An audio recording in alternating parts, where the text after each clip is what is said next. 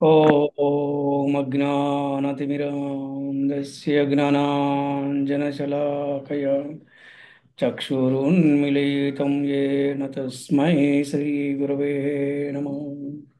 श्रीचैतन्यमनोभीष्टं स्थापितं येन भूतले स्वयं रूपः कदा मह्यं ददाति स्वपदान्तिकम्। नमावो विष्णुपदाय कृष्णप्रेष्ठाय भूतले श्रीमते भक्तिवेदान्तस्वामिनिति नामिने। नमस्ते सरस्वती देवे गौरवाणी प्रचारिणे निर्विशेषा शून्यवादी पाश्चात्य देशतारिणे। जय श्री कृष्ण चैतन्य प्रभु नित्यानंद श्री अद्वैत गदाधर श्रीवासादि गौर भक्त वृंद। हरे कृष्ण कृष्ण कृष्ण हरे हरे हरे हरे राम राम राम हरे हरे। ॐ नमो भगवते वासुदेवाय। ॐ नमो ओम नमो भगवते भगवते वासुदेवाय। वासुदेवाय। ॐ नमो भगवते वासुदेवाय। ओम नमो भगवते वासुदेवाय। ॐ नमो भगवते वासुदेवाय। ओम नमो भगवते वासुदेवाय। హరే భక్తులందరికీ శ్రీకృష్ణ శుభమస్తు. అలాగే ఈనాటి క్లాస్కి ఇచ్చిన అందరికీ కూడా ఆత్మీయ ఆహ్వానం పలుకుతున్నాం. హరే కృష్ణ. మరి ఈరోజు हरे कृष्ण गुरु जी। ఆ, భగవద్గీత 18వ అధ్యాయంలో 7వ శ్లోకం నుంచి 12వ శ్లోకం వరకు ఈరోజు మనము క్లాస్ చెప్పుకుంటాం. మరి ఈరోజు మన క్లాస్లో ప్రధానమైనటువంటి ఆ, అంశము ఏమిటంటే నిజమైన త్యాగి ఎవరు? నిజమైన త్యాగి ఎవరు అనే గురించి మనం తెలుసుకుంటాము. అలాగే త్యాగాలు ఎన్ని రకాలుగా ఉంటాయి, అంటే వారు ఏ భావనతో త్యాగం చేసేవారిని, వారికి ఏ గుణముందని చెప్పగలము, అలాగే ఏ గుణముతో వారు త్యాగం చేసేవారిని ఆ, వారు ఎటువంటి త్యాగి అని చెప్పవచ్చును అనే విషయాల గురించి ఈరోజు మనం క్లుప్తంగా చర్చించుకునే ప్రయత్నం చేద్దాము.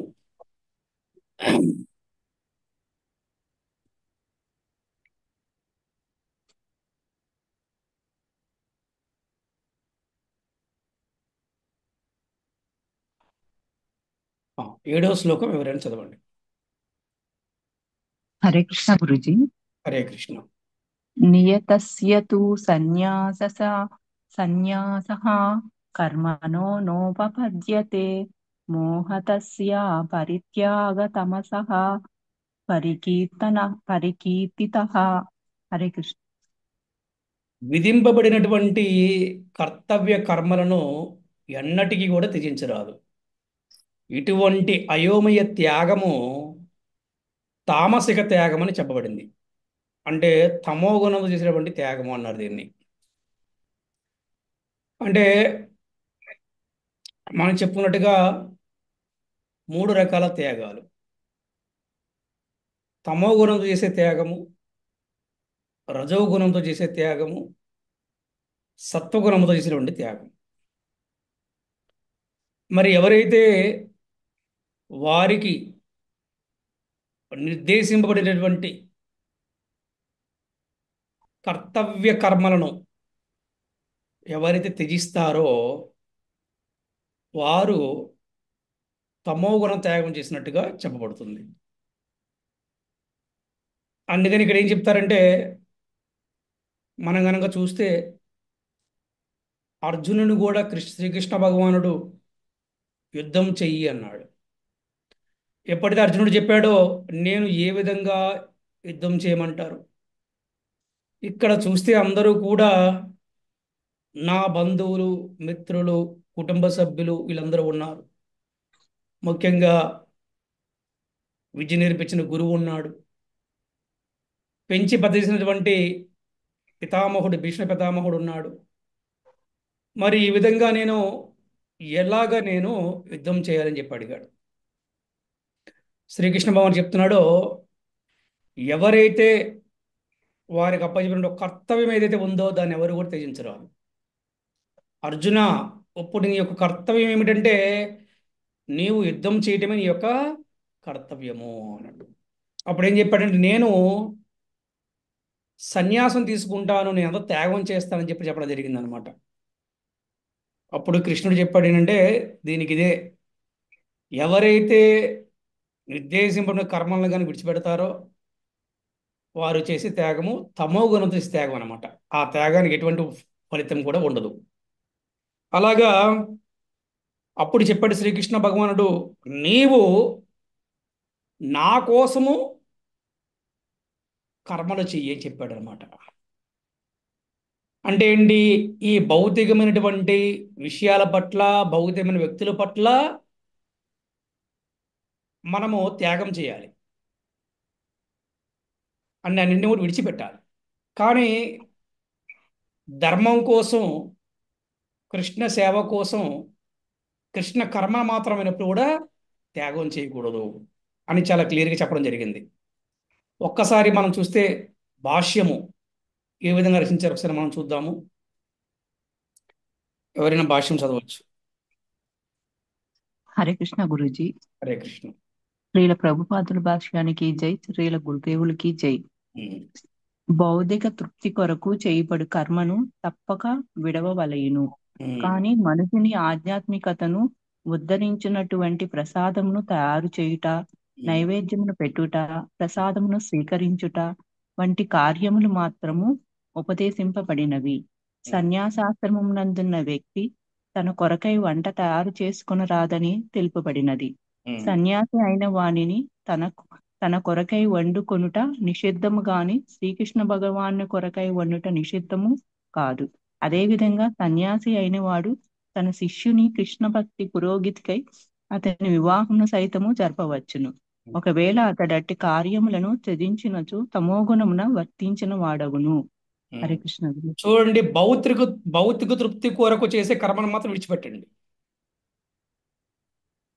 అంటే శ్రీకృష్ణ భగవానుడు మంచి కనుగొని ఇచ్చారు. త్యాగి అంటే ఎవరు, నిజమైన త్యాగి అంటే ఎవరు అంటే, భౌతిక తృప్తి కోసం ఎవరైతే కర్మను చేస్తారో దాన్ని విడిచిపెట్టమంట.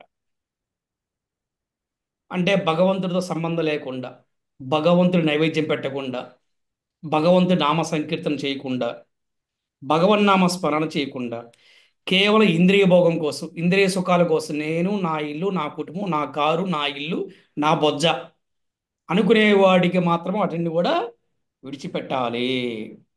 కానీ ఆధ్యాత్మిక ఉద్ధరించబడేటువంటి కర్మలు మాత్రం చేయాలి. ఏంటివి? ముఖ్యంగా మనము భగవంతుడి కోసం మన నైవేద్యాన్ని తయారు చేయటం, ఆ నైవేద్యం పెట్టిందని మన ప్రసాదంగా స్వీకరించటం.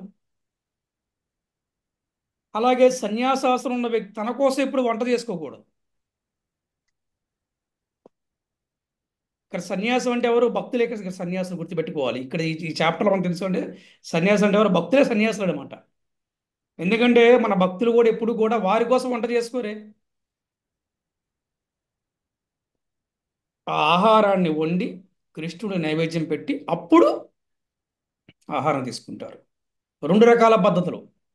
ప్రారంభంలో ప్రతి ఒక్కరు కూడా వీరి కోసం వండుకున్న ఆహారాన్ని భగవంతు నైవేద్యం పెట్టి తీసుకుంటూ అదొకటి. కానీ కృష్ణుడి కోసమే వండి కృష్ణ ప్రసాదం తీసుకుంటూ చాలా హైయెస్ట్ అన్నమాట. అదే ప్రేమ భక్తి అంటే.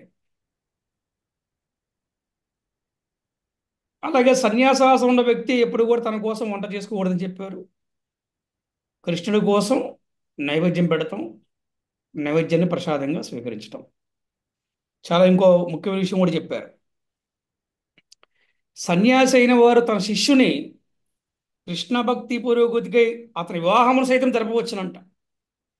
ఎందుకంటే గురువులకి శిష్యులు అన్ని రకాల శిష్యులు ఉంటారు. అందరూ బ్రహ్మచారులే ఉండరు కదా. అందరూ కూడా మేము బ్రహ్మచారులు అయిపోతాం, సన్యాసులు అయిపోతాం అని అనరు. కొంతమంది వివాహం చేసుకొని ఉంటుంది, గృహస్థ జీవితం ఉంది. ఇది శాస్త్రపరమైంది. శాస్త్ర విరుద్ధమైంది ఏం కాదు వివాహం అనేది. భార్యాభర్తల సంబంధం కూడా శాస్త్ర విరుద్ధమైనది కాదు, శాస్త్ర ప్రకారమే ఉన్నది. మనకి ఏవైతే మనకి 4 ఆశ్రమాలు ఇచ్చారు, బ్రహ్మచర్య ఆశ్రమం, గృహస్థాశ్రమం, అలాగే వానప్రస్థాశ్రమం, అలాగే సన్యాసాశ్రమం. అందుకని సన్యాసి అయిన వారు మీరందరూ సన్యాసిగా ఉండాలని కోరుకోకూడదు ఎప్పుడు కూడా. సన్యాసి అయిన వారు వారి శిష్యుల యొక్క భావాలను తెలుసుకొని తన శిష్యులకి కృష్ణ భక్తి పురోగతికి అతని వివాహం కూడా చేయవచ్చంట. ఆ శిష్యుడికి ఇంకొక భక్తురాలను చూసి వారు వివాహం చేయొచ్చు. దానివల్ల ఏం పోతుంది, అతను ఇంకొద్దిగా బాగా భక్తిలో స్థిరంగా ఉండగలుగుతాడు. ఇవన్నీ కూడా చేయవచ్చు సన్యాసి. అంతేగాని సన్యాసిని ఇస్తున్నాను, నేను కాషాయం ఇస్తున్నాను కాబట్టి నేనేమి చేయను అంటానికి లేదు. అందుకనే మనం చూస్తే ఇవాళ ఇస్కాన్లో, మన ఇస్కాన్ ఈ ఫ్యామిలీలో ఆ సన్యాసం తీసుకున్న మహారాజులు ఎంతో మంది నిత్యం ప్రచారం చేస్తూ ఉంటారు. భగవద్గీత భాగవతం ప్రవచనాలు చెప్తుంటారు. మందిరాలను చక్కగా మెయింటైన్ చేస్తూ ఉంటారు. గోశాలలు, మందిరాలు, ఫుడ్ డిస్ట్రిబ్యూషన్ చేస్తూ ఉంటారు.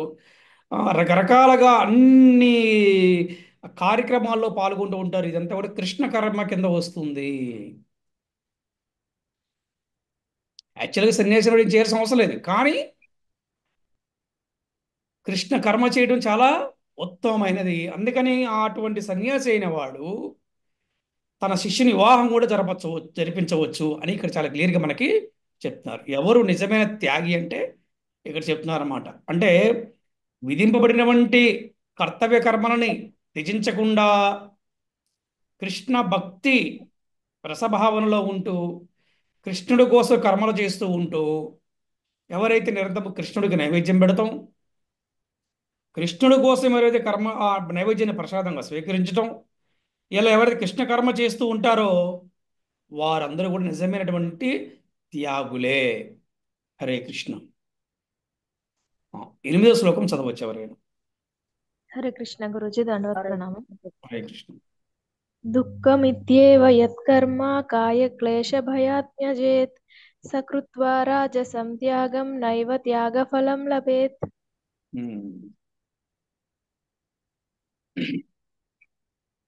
విధిగా చేయవలసిన కర్తవ్య కర్మలను అవి కష్టంగా ఉన్నాయని లేదా శారీరక అసౌకర్యమును కలిగిస్తున్నాయని తలచి వాటిని విడిచిపెట్టడాన్ని రజోగుణ త్యాగము అంటారు. అటువంటి త్యాగము ఎప్పటికీ కూడా క్షేమదాయకమైనది కాదు, మరియు ఉన్నతికి దోహదపడదు. అమ్మో, 16 మాలు జపం చేయటం అమ్మో మా వల్ల కాదని, చాలా కష్టం. అమ్మో, మాంసం మానేయాలి, అబ్బో చాలా కష్టం. మందిరానికి అమ్మో ఆదివారం ఆ, ఇంటి నిండా ఆదివారం ఒక్కరోజే టైం ఉండేదండి. ఆదివారం ఇంట్లో ఉండాలనిపిస్తుంది. అదే బంధువులు వస్తారు, స్నేహితులు వస్తారు అంటే ఏంటంటే, లేదా శరీరం ఏం వెళ్తా రెస్ట్ తీసుకుందాం. ఇవన్నీ కూడా రజోగుణానికి సంబంధించిన అనమాట. ఏమి చేయకుండా ఖాళీగా ఉన్నదానికి కూడా ఆ, ఉపయోగం ఉండదు అనమాట. అటువంటిది ఎవరికి కూడా క్షేమదాయకమైంది కాదు, లేదా ఉన్నతమైన స్థాయికి ఎవరిని కూడా తీసుకువెళ్ళదు. ఇది చాలా ప్రమాదకరమైనది. ఏమైంది, శరీరమే కదా, వచ్చిన తర్వాత రెస్ట్ తీసుకోవచ్చు. అమ్మో, జ్వరం వచ్చిందా, అయ్యో నేను వాళ్ళ కృష్ణుడికి నైవేద్యం పెట్టుకుని ఉండలేకపోతున్నానే, కళ్ళం నీళ్ళు వచ్చేసేయాలి. అది ప్రేమ అంటే, అది కృష్ణ భక్తం. అయ్యో నా కృష్ణయ్యకి నేను ఈ రోజున నైవేద్యం పెట్టలేకపోయినా, నైవేద్యం కూడా కదా అసలు, నా కృష్ణయ్యకి నేను ఇవాళ ఆహారం పెట్టలేకపోయానే నా చేతితోటి, నా కృష్ణయ్యకి నేను ఇవాళ నా చేతితో లంచ్ పెట్టలేకపోయానే, నా డిన్నర్ పెట్టలేకపోయానే, పాలు పెట్టలేకపోయానే, పళ్ళు పెట్టలేకపోయానే. ఇలా ఉండాలి. అంతేగాని ఆ, నా వల్ల కాదు, నేను లెగలేను, నేను చేయలేను అనకూడదు అనమాట. 9వ శ్లోకం చూడు.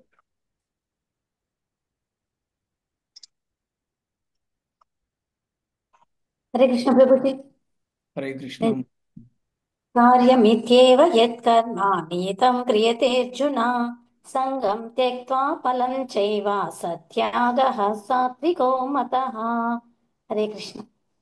అర్జున, కర్తవ్యమునకు అనుగుణంగా ఎప్పుడైతే కర్మలు చేయబడతాయో మరియు ఫలాపేక్ష త్యజించబడుతుందో దానిని సత్వగుణ త్యాగము అంటారు.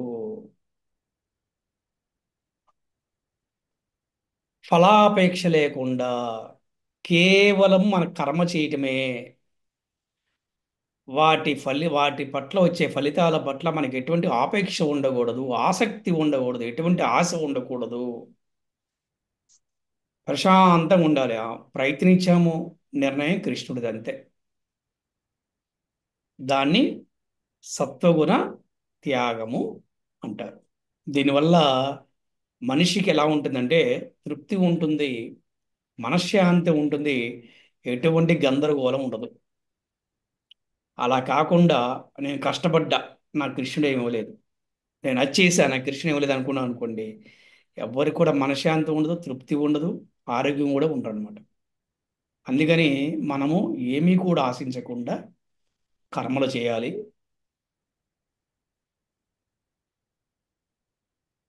కర్తవ్యానికి అనుగుణంగా అర్జునుడు అదే చేశాడు కదా. చివరిలో ఫస్టే చేయలేదు కానీ చివరిలో కృష్ణుడు చెప్పినట్టుగా చేశాడు అనమాట.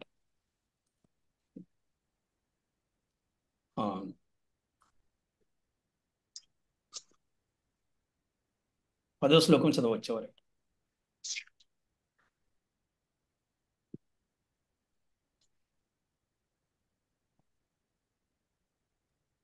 హరే కృష్ణ గురుజీ, ధన్యవాద ప్రణామం. సరే. నద్వేష్ట్యే కుశలం కర్మ కుశలేనానుషజ్యతే త్యాగి సత్వ సమావిష్ణో మేధా విచ్ఛిన్న సంజయ.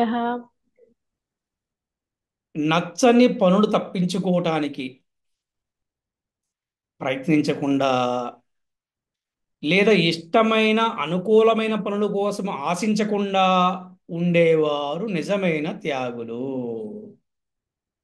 కదా. వాళ్ళే కనుగొనిచ్చారు కదా శ్రీకృష్ణ భగవానుడు. నచ్చని పనులు కొంతమంది నచ్చదు కానీ చెయ్యాలి, కానీ వారు తప్పించుకుంటారు. అలా కాకుండా తప్పించుకోకుండా నచ్చని పని కూడా చేయటము, అనుకూలంగా ఉండే పనులు చేసేటప్పుడు అనుకూలమైన పనుల కోసం ఏమీ ఆశించకుండా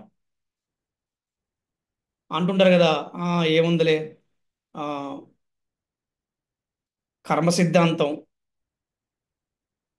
ఓర్పుతో సహనంతో మనము చేసుకుంటూ పోదాం, భగవంతుడు ఉన్నాళ్లే అనే విశ్వాసంతో చేస్తూ ఉంటారు నచ్చని పనులు కూడా. వారు నిజమైనటువంటి త్యాగులు. అలాగే వారు సత్వగుణ సంపన్నులు అని చెప్తున్నారు అన్నమాట. అదే అందుకని ముఖ్యంగా కొన్ని కుటుంబాల్లో ఆ, భర్త వల్ల భార్యకి ఇబ్బంది ఉండొచ్చు, భార్య వల్ల భర్తకి ఇబ్బంది ఉండొచ్చు, పిల్లల వల్ల పెద్దవాళ్ళకి ఇబ్బంది ఉండొచ్చు, పెద్దవాళ్ళ వల్ల పిల్లకి ఇబ్బంది ఉండొచ్చు. కానీ ఇవన్నీ కూడా తప్పించుకునేవి కాదు. ఇక్కడ తప్పించుకుంటే మళ్ళీ ఇంకెక్కడో కూడా ఇరుక్కునే అవకాశం ఉంటుంది. మరి ఏం చేయాలంటే నిరంతరం కూడా మనము చక్కగా ఇంట్లో ఈ విధంగా కృష్ణుడికి దీపము ధూపము నైవేద్యం పెట్టుకుంటాం, 16 జపం చేసుకుంటాం వల్ల నిజమైన త్యాగులుగా ఉండగలుగుతాము. ఎప్పటికప్పుడు మార్పు వస్తుంది వాళ్ళలో కూడా. ఇది కేవలం ఒకరికే కాదు, అందరికీ వర్తించేలా చెప్పాను అనమాట. కొన్ని కుటుంబాల్లో భర్త అనుకూలంగా ఉంటే భార్య అనుకూలంగా ఉండరు, కొన్ని కుటుంబాల్లో భార్య అనుకూలంగా ఉంటే భర్త అనుకూలంగా ఉండరు, వీళ్ళిద్దరు బాగుంటే పిల్లలు అనుకూలంగా ఉండరు, పిల్లలు బాగా భక్తి చేస్తుంటే పెద్దవాళ్ళు భక్తి చేయనివ్వరు. ఇవన్నీ కుటుంబంలో సహజం. ఇవన్నీ కూడా అంటే ముఖ్యంగా ఈ కలికాలంలో వస్తాయి. అలాగే కుటుంబం అంతా కూడా కలిసిమెలిసి భక్తి చేశారంటే అది చాలా గొప్ప విషయం. కలియుగంలో అది ఎన్నో కోట జన్మల పుణ్యం ఉండి గురువు కృష్ణు కృప ఉంటే కానీ అలా జరుగుతుంది. ఆ స్థాయికి అందరూ కూడా ప్రయత్నించాల్సిందే. కానీ మరి తప్పించుకోకుండా. మరి ఎలా ఉండాలంటే కష్టం కదా అంటూ ఉంటారు. ఎస్, మరి ద్రౌపది ఏ విధంగా ఉంది చెప్పండి తప్పించుకోకుండా? ద్రౌపది పారిపోయిందా? కుంతిదేవి పారిపోయిందా? అంటే వీళ్ళందరూ కూడా కృష్ణుడి పట్ల విశ్వాసంతోటి వారు పూర్తిగా శ్రీకృష్ణ భగవానుడి మీద ఆధారపడ్డారు కాబట్టి వారు అటువంటి కష్టాన్ని వారు దాటగలిగారు. ఆ విధంగా ప్రతి ఒక్కరు కూడా నచ్చిన పనులే చేస్తారు అనుకోకుండా, కృష్ణుడితో సంబంధం పెట్టుకొని మనం ఏ పని చేసినా, నచ్చని పని చేసినా కూడా కృష్ణుడు దాన్ని సరిచేస్తాడు.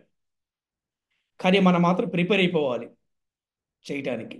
కానీ కృష్ణుడు మాత్రం మనకి ఏది మంచిదో దాన్ని తప్పకుండా సరిచేస్తాడు.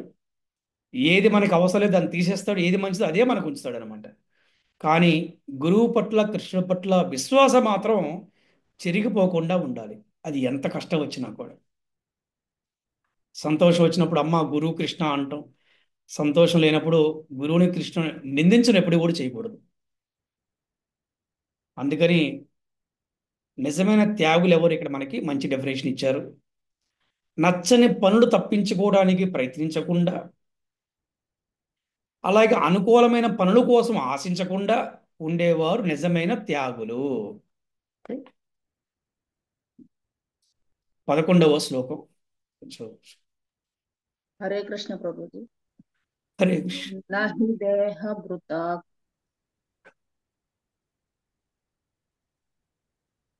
హరే కృష్ణ. నహి దేహ భృత సఖ్యం త్యక్తుం కర్మణ్యశేషతః యస్తు కర్మ ఫలత్యాగి సత్యాగీత్యభిధీయతే. హరే కృష్ణ ప్రభు. దేహమును కలిగి ఉన్న ఏ జీవికి కూడా కర్మలను పూర్తిగా త్యజించడం శక్యము కాదు. అందుకే తన కర్మఫలమును త్యజించిన వాడే నిజమైన త్యాగి అని చెప్పబడును. చాలా మంది భ్రమలో ఉంటారు.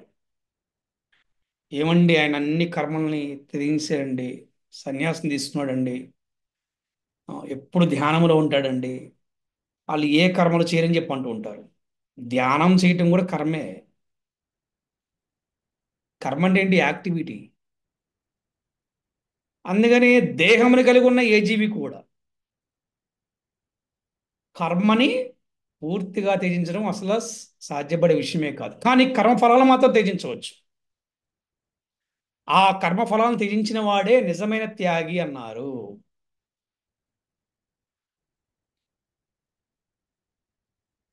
ఉమ్. 12 శ్లోకం చదవచ్చు వాడు. హరే కృష్ణ గురుజీ. హరే కృష్ణ ప్రభు. అనిష్టమిష్టం మిశ్రం చ త్రివిధం కర్మణం ఫలం భవవి భవ భవ భవత్యాగినాం ప్రేవ్యనతుం సన్యాసినాం క్వచిత్. అనిష్టమిష్టం మిశ్రం చ వివిధం కర్మణః ఫలం భవత్యత్యాగినాం ప్రేత్య అతు సన్యాసినాం క్వచిత్. క్వచిత్. స్వప్రయోజనం పట్ల ఆసక్తితో ఉండేవారికి మరణించిన పిదప కూడా సుఖము, దుఃఖము మరియు ఈ రెంటి మిశ్రమము, ఈ 3 విధములుగా కర్మ ప్రతిఫలములు ఉండును. కానీ కర్మఫల త్యాగం చేసిన వారికి అటువంటి ఫలములు ఈ లోకములో కానీ పరలోకములో కానీ ఉండవు. ఆ మంచి కనుగోదులు ఇచ్చారు.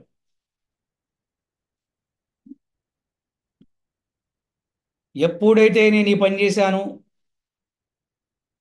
నాకు రావాల్సిన డబ్బు రాలేదు, నాకు రావాల్సిన గౌరవం రాలేదు, నాకు రావాల్సిన పేరు రాలేదు, నాకు కావాల్సిన ప్రతిష్ట రాలేదు అని ఎప్పుడూ బాధపడుతూ ఉంటారో వాళ్ళు మరణించినా కూడా ఇంకా దుఃఖంగానే ఉంటారు వాళ్ళు.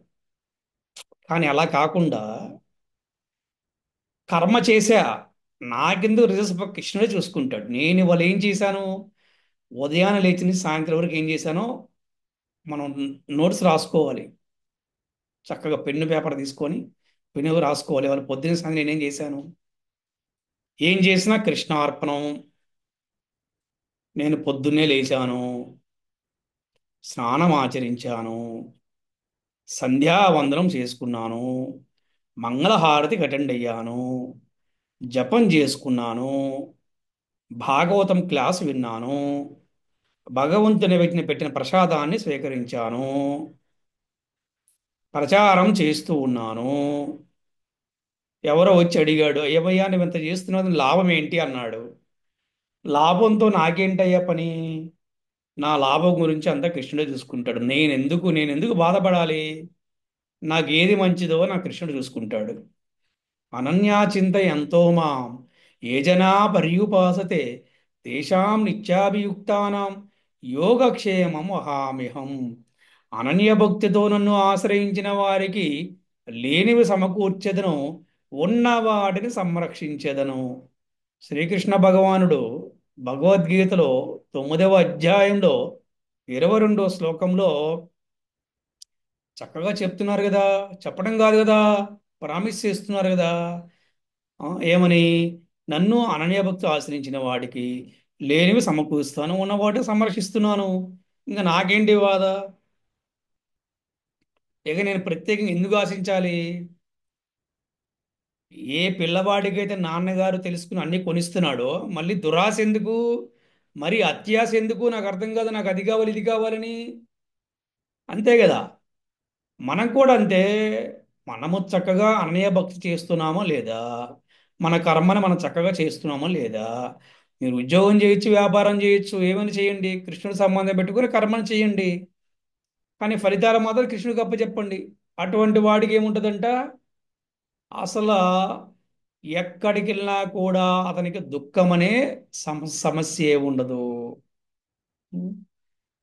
అందుకని చూడండి, చక్కగా ఏ లోకంలోకి వెళ్ళినా కూడా అతను నిత్య ఆనందంగా ఉంటాడు. అటువంటి వాడు నిజమైన త్యాగి. ఇంకా చెప్పాలంటే కలియుగములో కలియుగములో కృష్ణ భక్తుడే నిజమైన త్యాగి. అతను గృహస్థుడైనా, వివాహమైనా, ఉద్యోగస్తుడైనా, వ్యాపారస్తుడైనా నిరంతరము కృష్ణ భక్తుడు గనక అతను నిరంతరం భగవంతుడికి నైవేద్యం పెడతాడు, భగవంతుడికి పూజ చేస్తాడు, భగవంతుడి మీద ఆధారపడి జీవిస్తూ ఉంటాడు కాబట్టి అతను నిజమైన త్యాగియే అని చెప్పారు. ఇది కన్క్లూజన్ ఈ రోజున మనటువంటి చెప్పుకున్న క్లాస్లో. శ్రీల ప్రభుపాదులు కూడా చెప్పారు, ఎవరైతే గృహస్థ జీవనాన్ని సాగిస్తున్నారో వారు ఏంటి సన్యాసంతో సమానమైనట్టు వారు అని చెప్పడం కూడా జరిగిందనమాట. అందుకని ఎవరైతే శ్రీకృష్ణ భగవానుడి గల నిత్య సంబంధ జ్ఞానంతో వర్తించు కృష్ణ భక్తి రసవావిదుడు సర్వదా ముక్త స్థితి అందే ఉండును, కనుక అతడు మరణము పిదప తన కర్మఫలం చే సుఖించుడు గాని దుఃఖించుడు గాని జరగదు. ఇంకేంటి, ఇంత చక్కగా చెప్పిన తర్వాత ఎవరు చెప్పారు? ఎవరు దారిని పోయి గన్నయ్య చెప్పాడా మనకి? ఎవరు చెప్పారండి ఈ విషయాన్ని మనకి? చెప్పండి. శ్రీకృష్ణ కృష్ణ పరమాత్మ భగవానుడే ఆ, శ్రీకృష్ణ భగవానుడు. కృష్ణుడు చెప్పాడు ఎక్కడ గురుజీ. కృష్ణుడు అబద్ధం చెప్పాడా? లేదు గురుజీ, లేదు కరెక్ట్ గురుజీ. చెప్పారు. చరిత్రలో మనం ఏమైనా తెలుసుకున్నామా? పోనీ కృష్ణుడు ఇచ్చిన మాట ఎక్కడ తప్పాడా?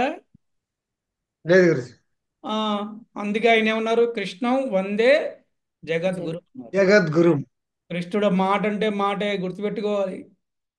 అలాగే భక్తుడు నోటి నుంచి ఒక మాట వచ్చిందనుకో, ఆ భక్తుడి మాటని భగవంతుడు నిలబెడతాడు, గుర్తుపెట్టుకో. భక్తులు ఒక్కసారి, అందుకే చూడండి, భక్తుల దగ్గర బ్లెస్సింగ్స్ కోసం వెళ్తారు.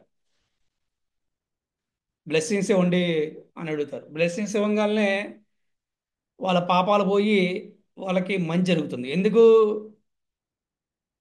తన భక్తుడు ఆశీర్వచనం ఇచ్చాడు కదా, తన భక్తుడి పేరు నిలబెట్టాలి కదా. అది అందుకే చూడండి, మన వాళ్ళు, మన వైష్ణవులు మంచి దయాకరుణతో ఉంటారు. శ్రీకృష్ణ ప్రేమ ప్రాప్తిరస్తూ ఆశీర్వదిస్తారు. అప్పుడు కృష్ణుడు ఉంటాడు, చూడు నా భక్తుడు నా ప్రేమను అనుకుంటాడని చెప్పి అతని ప్రేమను కురిపిస్తాడు అనమాట. అందుకే ఊరినే చెప్పరు, గురుముఖ పద్మావాక్య చిత్తేతే కొరియా ఐక్య. శుద్ధ భక్తుల నోటి నుంచి వచ్చేటువంటి వాక్యాలు చాలా మధురమైనవి, కృష్ణుడికి ప్రియమైనవి, ఎందుకు నిరంతరం వారు కృష్ణుని స్మరించడం తప్పితే కృష్ణనామాన్ని ఉచ్చరించడం తప్పితే నోటికన్నీ కూడా కృష్ణ సంబంధమైనటువంటి విషయాలే చెప్తారు కానీ కృష్ణపరమైన విషయాలు ఎప్పుడు కూడా మాట్లాడరు. అటువంటి వారు శ్రీకృష్ణుడు ప్రియమైన వారు. ఆ, అటువంటి వారు నోటి నుంచి ఏది వచ్చినా అంటే వారి ముఖారం ఏది వచ్చినా కూడా అది శుభం జరుగుతుంది. అందుకేం చెప్తారు, శ్రీకృష్ణ శుభమస్తు అని చెప్తాం అందరికీ. అందరికీ శుభం కలుగుగాక, సర్వే జనా సుఖినో భవంతు, అందరూ కూడా సుఖంగా ఉండుగాక, లోకా సమస్త సుఖినో భవంతు, లోకమంతా సుఖంగా ఉండాలని కోరుకుంటున్నాము. ఓం శాంతి శాంతి శాంతి. అందరూ శాంతిగా ఉండాలని. ఇవన్నీ కూడా గురుముఖాన్ని వచ్చినటువంటి మాటలు అన్నమాట ఇవన్నీ కూడా. ఇటువంటి భగవంతుడు ఏం చేస్తాడు, అయ్యో నా భక్తుడు మాట ఇచ్చాడే, నా భక్తుడు ఇచ్చిన మాటకి నేను ఆ భక్తుడు ఇచ్చిన మాట నిలబెట్టాలి. హరే కృష్ణ. మరి ఈ రోజున మనం చాలా చక్కగా ఆ, నిజమైన త్యాగి ఎవరో మనం ఈరోజు మంచిగా చర్చించుకున్నాము. ఆ, ఈరోజు జరిగినటువంటి క్లాసులో మీకు ఎవరికైనా ఆ, సందేహాలు ఉంటే అడగవచ్చును. అలాగే ఈరోజు జరిగినటువంటి క్లాసు గురించి మీరేం తెలుసుకున్నారో కూడా మీరు చెప్పవచ్చు. హరే కృష్ణ హరే కృష్ణ కృష్ణ కృష్ణ హరే హరే, హరే రామ రామ రామ హరే. శ్రీల ప్రభుపాదికి చే, శ్రీల గురుదేవ్కి చే. వంచాకల్పతరుభ్యశ్చ కృపా సింధుభ్యేవ చ పతితానాం పావనేభ్యో వైష్ణవేభ్యో నమో నమః. హరే కృష్ణ. నిర్ణయాన్ని మనం తీసుకోవాలా ప్రభుజీ? ఆ, అంటే ఇది మీరు నిర్ణయం భగవంతునికే వదిలేయాలా?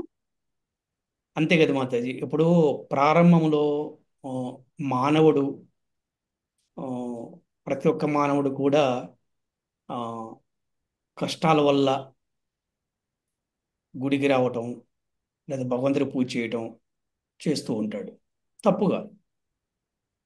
అలాగే నేను నా సంతానం బాగుండాలి లేదా నా కుటుంబం బాగుండాలి కోరుకున్న కూడా తప్పు కాదు. లేకపోతే వారికి మంచి భవిష్యత్తునివ్వాలి, తప్పు కాదు. కాకపోతే అంటే ఇంకా నెక్స్ట్ లెవెల్ అంటే ఈ భక్తిలో ఉన్నతమైన స్థాయికి వెళ్ళాలనుకున్నప్పుడు వెళ్ళాలి కూడా, వెళ్తేనే కదా హ్యాపీనెస్ ఉండేది, అది ఉండదు కదా. అవును ప్రతి ఒక్కరు కూడా ఒక్కొక్క మెట్టు ఎక్కితేనే లైఫ్లో హ్యాపీనెస్ ఉంటుంది. ఇప్పుడు భౌతికమైన జీవితంలో కూడా చూస్తే మన ఫోర్ ఫాదర్స్ అందరూ వ్యవసాయం చేశారు. ఇప్పుడు ఎవరు వ్యవసాయం చేయట్లేదు. చేస్తే మంచిదే కానీ చేయట్లేదు. అంటే ఏంటి, జనరల్గా మార్పులు వస్తున్నాయి జనరల్గా. అట్లా అంటే మనం భక్తిలో కూడా ప్రారంభంలో కష్టం కోసము, కోరికల కోసము, కుటుంబము కోసం, సంతోషం కోసం భగవంతుని వేడుకుంటాం. తప్పు అయితే ఏం కాదు. చిన్నపిల్లవాడు ఏ విధంగా అమ్మ అన్నం పెట్టు, లేకపోతే నాకు ఈ డ్రెస్ కొనివ్వు, లేకపోతే నాకు ఇది ఇవ్వు అని చెప్పి అడుగుతాడో భగవంతుడు అలా ఫీల్ అవుతాడు మనల్ని. కానీ ఆ పిల్లవాడు పెద్ద అయినా కూడా ఎప్పుడు అదే ఇసుకిస్తున్నాడు అనుకో, అరే నీ వయసు ఎంతరా, నువ్వు చేసే పనులేంటిరా అని అంటుంటాము జనరల్గా. మనం వింటుంటాం కదా బయట. అవును ప్రభుజీ. అలాగే మనం కూడా ఆ, ఆధ్యాత్మిక జీవితంలో ఒక్కొక్క మెట్టు ఎదుగుతున్నప్పుడు మనం కృష్ణుణ్ణి కోరుకుంటూ వదిలేసేయాలి. ఏం కోరుకోవాలంటే, నేను నా కుటుంబం అంతా కూడా నిరంతరం నీ భక్తిలో ఉండేలాగా మమ్మల్ని అనుగ్రహించు తండ్రి.